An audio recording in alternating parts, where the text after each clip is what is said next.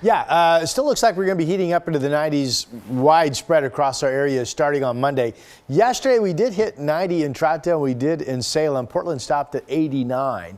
I want to remind you, we talked about this yesterday. This kind of light shaded area, there's a fire weather watch still set to go into effect right now for tomorrow and tomorrow only. But I still think we're going to end up seeing more fire weather watches or red flag warnings for high fire danger as we progress through this long upcoming holiday stretch.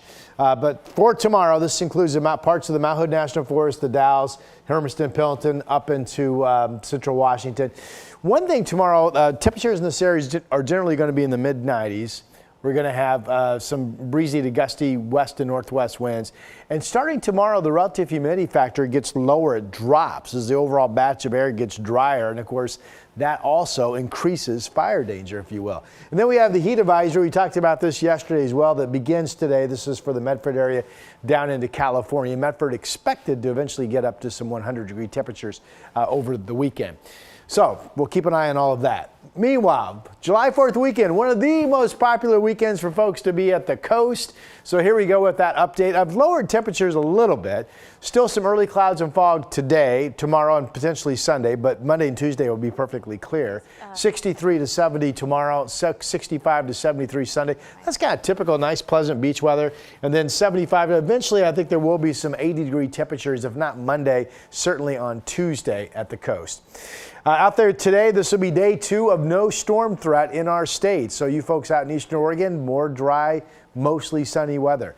We continue to watch hot weather that's going to be moving toward us as we get going into Monday and then July 4th, Tuesday. So here's the map for high temperature projections today. Still hot down in Texas, 97 Dallas, 96 San Antonio. Not as hot as they were, 108 in Phoenix. And you see the color here? That's extreme heat starting to build in the valleys of California. And then you can see Medford was all the way up to 98 degrees today, probably going to be 100 degrees, as I mentioned, over the weekend. If you look at that on an air mass map, here's the hot weather on Monday, the core of it now moving up into Nevada and Utah.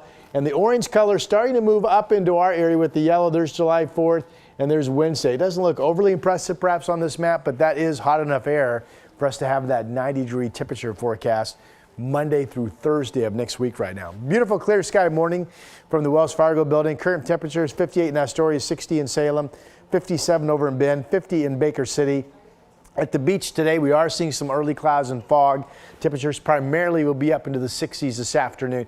And we are going to see some noticeable afternoon breezes, both at the coast, I think, today and in the valley, anywhere from 20 to about 25 miles per hour. This shows Salem at 88. Again, yesterday you made it to 90, so my forecast today is generally just a couple degrees cooler than 24 hours ago. On our big map at 5 p.m., 90s in LeGrand, John Day, Pendleton, the Dalles, Madras, Bend.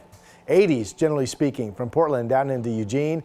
And for Portland's 7-day, I go 87 today, 86 tomorrow, 88 Sunday, 92 on Monday, 97 on July 4th would tie the record for the date. We've never hit 100 degrees on July 4th.